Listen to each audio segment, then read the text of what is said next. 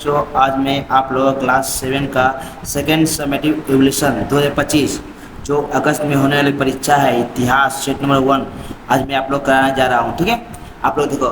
ठीक है, 7वीं कक्षा दूसरी आबादी समीक्षा समीक्षा मतलब मूल्यांकन होता है 2025। ठीक है, इतिहास सेट 1 समय लगेगा 1.5 घंटा, पूर्ण अंक रहेगा 50 नंबर। ठीक है, अब देखो सही उत्तर चुनकर लिखें।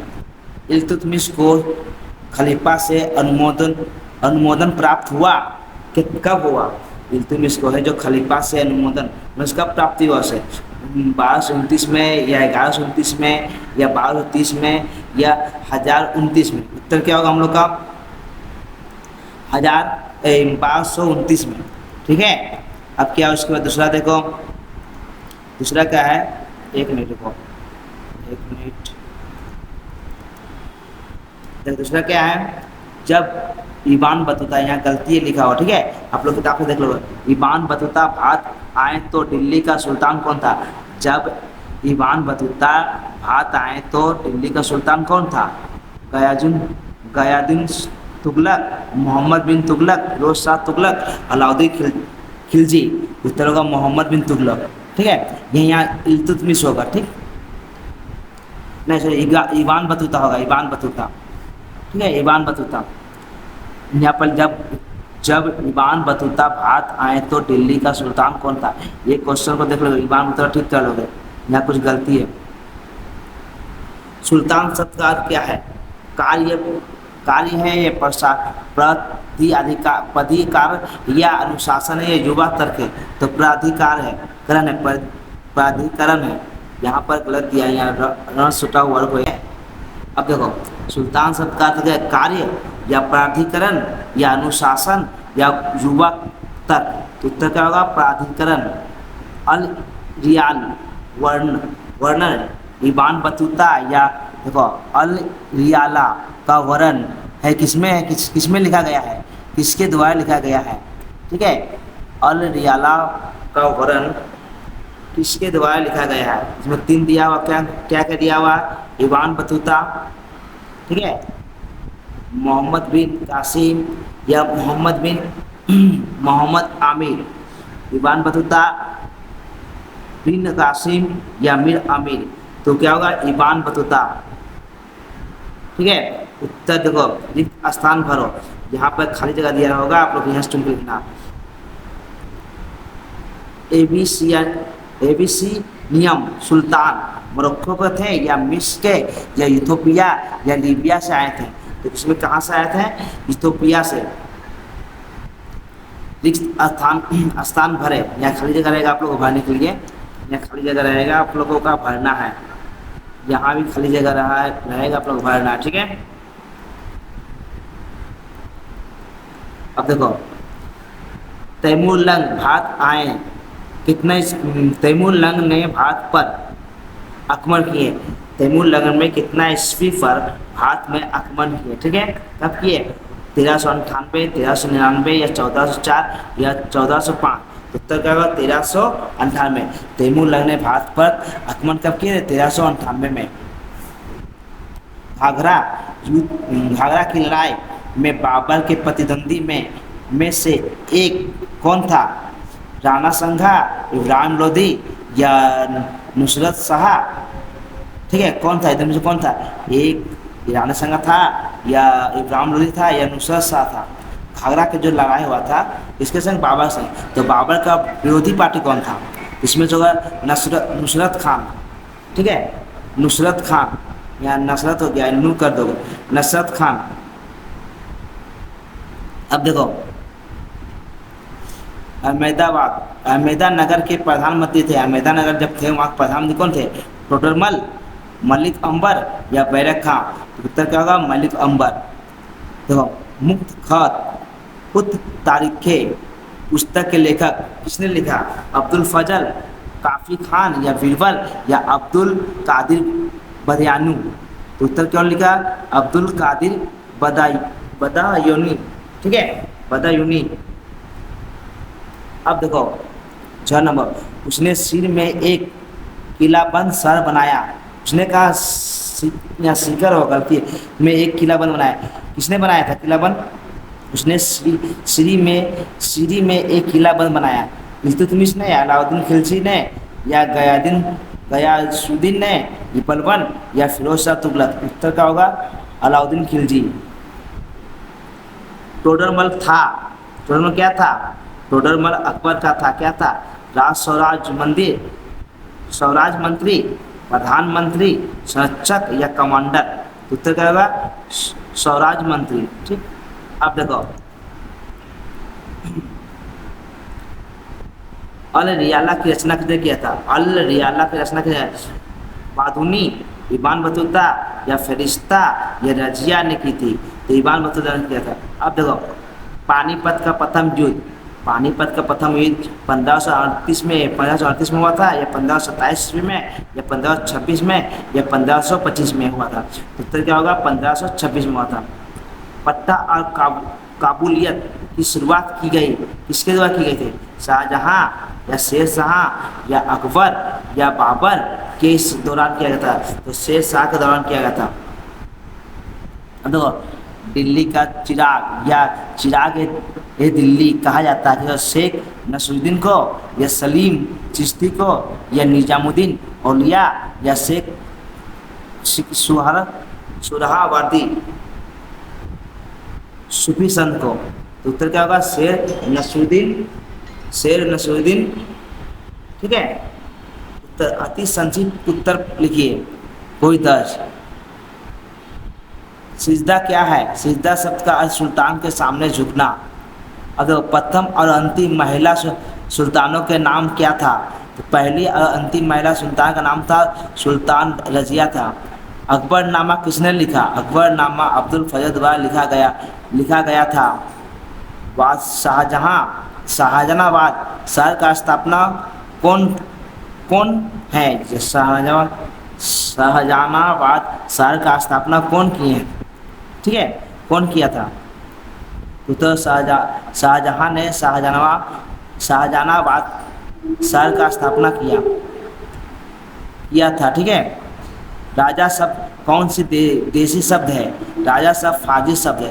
राजा शब्द का देसी शब्द है, राजा शब्द फारसी शब्द है। उल्लेख कहा जाता है उत्तर इस्लामी धर्म ग्रंथों में विद्वानों का आलिमा कहा जाता है और एक से अधिक आलिमाओं को उलेमा कहा जाता है। ब्राह्मणी समाज का संस्थापक कौन था? उत्तर है हसन गंगू ब्राह्मणी समाज का संस्थापक था या थे। असंगत शब्द चुनकर लिखे। इल्तुतमिश, रजिया, इबान बतूता, बलबन। इनमें अलग कौन है? इबान बतूता। 6 नंबर रिक्त स्थान भरे में, खाली स्थान क्या करना? भरना है। उन्होंने में यहाँ पर नाम नहीं दिया है। उन्होंने 1527 ईस्वी में खानवा के युद्ध में राजपूतों का नेतृत्व किया। किसने किया था? तो राणा संग्राम सिंह ने। सत्य या असत्य? सत्य या असत्य लिखे। शहर शब्द एक फारसी शब्द से आया है, ये सही कथन है या गलत? तो असत्य है। अब देखो 2 या 3 वाक्यों में उत्तर, ये 2-3 बात उत्तर की 15 नंबर है ना।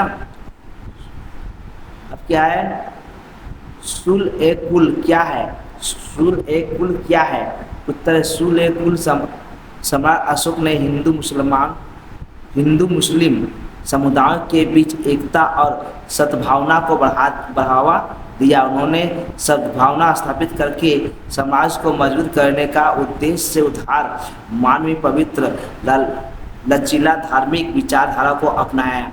धार्मिक क्षेत्रों में उन्होंने उदारता और सहिष्णुता पूर्णता की नीति अपनाई। उसे सुल ए कुल या धार्मिक सहिष्णुता पूर्णता की नीति को नाम से जाना जाता है। ठीक है। देखो मंसूरदारी प्रणाली की 2 विशेषता लिखें। 1 नंबर मंसूरदारी की नियुक्ति राजा द्वारा स्वयं की जाती है और उनकी पदोन्नति पर निर्भर करती है। 2 नंबर मंसूरदारी प्रणाली की वंशानुगत नहीं है। मंसूरदारी प्रणाली वंशानुगत नहीं है। अब गण देखो हजरत ए दिल्ली क्यों कहा गया है?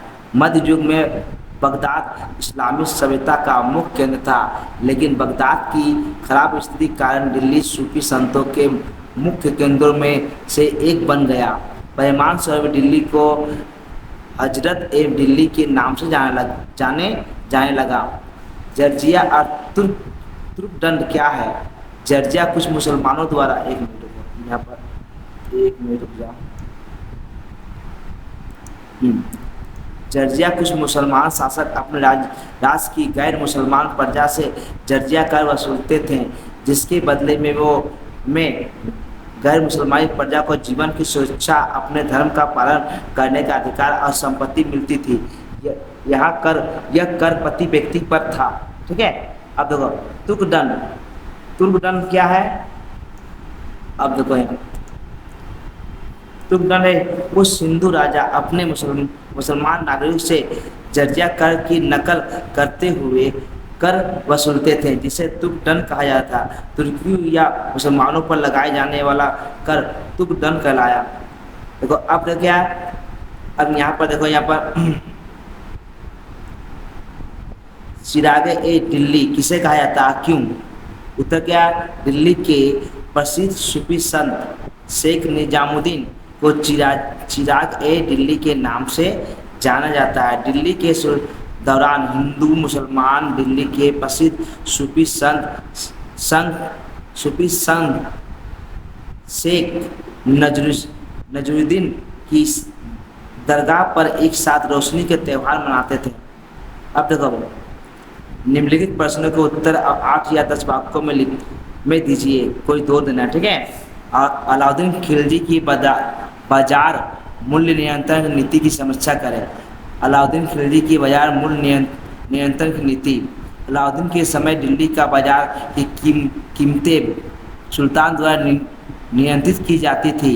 उन्होंने एक बड़ी मंडी सेना बनाई और सभी सेनाओं के वेतन तय किया। उन्होंने बाजार में सही वस्तुओं के दाम तय किए। उन्होंने बाजार की कीमतों की देखभाल के लिए शाहजहां ए मंडी एवं दीवाने ए रियासत नामक 2 शाही अधिकारियों को नियुक्त किया।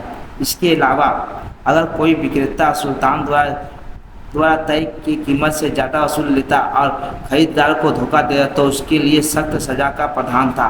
अलाउद्दीन ने आम जनता की सुविधा के लिए राशन प्रणाली शुरू की, ताकि प्रजा को सही समय पर अनाज और रोजमर्रा की ज़रूरत की चीज़ें मिल सकें। सुल्तान हमेशा उन्हें स्टॉक में रखते थे। सुल्तान उन्हें सही समय पर ज़रूरी चीज़ों को मुआयना कराने के लिए जिम्मेदार थे। अब देखो, अकबर की राजपूत नीति की व्याख्या। जो अकबर है उसकी राजपूत नीति की व्याख्या। उत्तर है अकबर की राजपूत नीति। उत्तर क्या है? परिचय। मुगल बादशाह अकबर की कूटनीति सूझबूझ का सबसे बेहतरीन उदाहरण उसकी राजपूत नीति थी। बादशाह अकबर ने भारतीय वीरता के प्रति राजपूतों के साथ मैत्रीपूर्ण संबंध बनाने की कोशिश की। राजपूत मुगल साम्राज्य के लिए ताकत का स्तंभ भी बन गया। राजपूतों के प्रति अकबर की नीतियाँ। सम्राट अकबर ने राजपूतों पर अधिकार स्थापित करने के लिए कई नीतियों का पालन किया, जैसे वैवाहिक संबंधी को नीति, उच्च शाही पदों पर नियुक्ति नीति, विभिन्न विशेष अधिकारी और लाभ प्रदान करने की नीति, युद्ध की नीति। अब देखो, वैवाहिक संबंध या नीति। बादशाह अकबर ने हमारे की राजकुमारी जोधाबाई का विवाह बिकानेर और जोधपुर की राजकुमारी से करवाया। उनके अलावा अकबर ने अपने बेटे सलीम जहांगीर से भी राजपूत राजकुमारियों का विवाह करवाया। उस शाही पद नियुक्ति की नीति। अब देखो, बादशाह अकबर ने राजपूतों को उन पदों पर नियुक्त करके उनकी वफादारी हासिल की। उसने राजा बिहारी मल और भगवान दास मान सिंह आदि राजपूतों को मंसूदारी नियुक्त किया। विभिन्न सुविधा प्रदान करने की नीति। राजपूतों की सहायता और सहयोग प्राप्त करने के लिए अकबर ने उसे तीर्थ यात्रा कर जर्जिया कर हटा दिया तथा उनके आंतरिक मामलों पर हस्तक्षेप न करने का निर्णय लिया। युद्ध नीति। यद्यपि अनेक राजपूत राज्यों ने अकबर की अधीनता स्वीकार कर ली थी, किंतु मेरठ, रणथंभौर आदि राजपूत राज्य किसी भी प्रकार के अकबर की अधीनता स्वीकार करने को तैयार नहीं थे। अतः अकबर ने मेवाड़ के विरुद्ध युद्ध नीति अपनाई और मित्रता युद्ध की नीति पर चलकर अकबर राजपूतों को अपने नियंत्रण में रखने में सफल रहा। मुगल समाज के नींव मजबूत हुई। अब देखो तुगलक वंश के बारे में क्या जानते हो? तुगलक वंश का कांड इतिहासकारों ने मोहम्मद बिन तुगलक को सनकी और पागल राजा कहा। उनकी गतिविधियों को तुगलक वंश का कांड कहा। इतिहासकारों के अनुसार मोहम्मद बिन तुगलक बेचैन, अधीर और गुस्सैल व्यक्ति था। उन्होंने जो योजना बनाई हुए समय अनुसार कुल थी, लेकिन सुल्तान की मानसिकता के अभाव के कारण योजना विफल हो गई। इसलिए मोहम्मद बिन तुगलक को पागल राजा कहा गया। कृषि विभाग का उद्देश्य विफल। सुल्तानों ने अतिरिक्त कर वसूलने के लिए दोवा क्षेत्रों में राजस्व बढ़ा दिया। सूखे के कारण वहाँ फसल खराब हो गए और प्रजा के अतिरिक्त कर नहीं दे सकी। परिणाम स्वरूप उन्होंने विद्रोह कर दिया। सुल्तानों के अतिरिक्त माफ कर दिया और क्षतिग्रस्त फसलों के लिए मुआवजा दिया। किसानों की मदद के लिए सुल्तानों ने ताकाबी दिन से योजना शुरू की। परिणाम से सुल्तानों का खजाना दिवालिया हो गया। तांबे के सिक्के उचित पर्यवेक्षण की कमी के कारण उसकी तांबे के सिक्के की नीति विफल हो गई। कम मूल्य और आसानी से उपलब्ध धातु के प्रचलन के लिए आवश्यक उचित सावधानियां की कमी के कारण देश नकली सिक्कों पर भर गया। अब देखो राजधानी स्थानांतरण। दूसरी और राजधानी स्थानांतरण के द्वारा सुल्तान ने बहुत सख्ती से दिल्ली के सभी लोगों को दौलताबाद स्थानांतरित होने के लिए मजबूर किया। दरअसल वह यह बात समझाना ही नहीं चाहते थे कि राजधानी में केवल सरकारी दफ्तर, कर्मचारी और दस्तावेजों को ही स्थायी करने की जरूरत है। आम नागरिकों को दौलताबाद से ले जाने की कोई जरूरत नहीं थी। अब देखो अभियान में विफलता। अभियान में भी सुल्तान ने अदूरदर्शिता दिखाई। जाल अभियान के दौरान सुल्तान की सेवा अतः खाद्यान्न की कमी, प्रतिकूल मौसम की स्थिति और पहाड़ी जनजातियों के हौसलों के कारण पराजय हो गई। अब देखो शाहजहानाबाद शहर का वर्णन। शाहजहानाबाद का शहर वर्णन। शाहजहानाबाद शहर का वर्णन क्या था? देखो यहाँ पर हम लोग पढ़ते हैं, देखो ध्यान से। शाहजहानाबाद की नागरिक बस्ती मिश्रित प्रकृति की थी। यहाँ विभिन्न वर्गों के लोग विभिन्न प्रकार के घरों में रहते थे। राजकुमार और उच्च पद अधिकारी अमीर सुंदर बगीचे में रहने वाले घर में रहते थे। अमीर व्यापारी ईंट और पत्थर के घरों में रहते थे जो टाइल से सजे होते हैं। वो साधारण व्यक्ति अपनी दुकानों के लिए ऊपर पीछे की दरवाजा रखते थे। सबसे बड़े और सबसे सुंदर घरों को हवेली कहा जाता था। इसके नीचे के घरों को मकान और कोठरी कहा जाता था। ठीक है बच्चों, अगर वीडियो अच्छा लगे लाइक एंड सब्सक्राइब, दोस्तों में शेयर करो। गुड बाय बच्चों।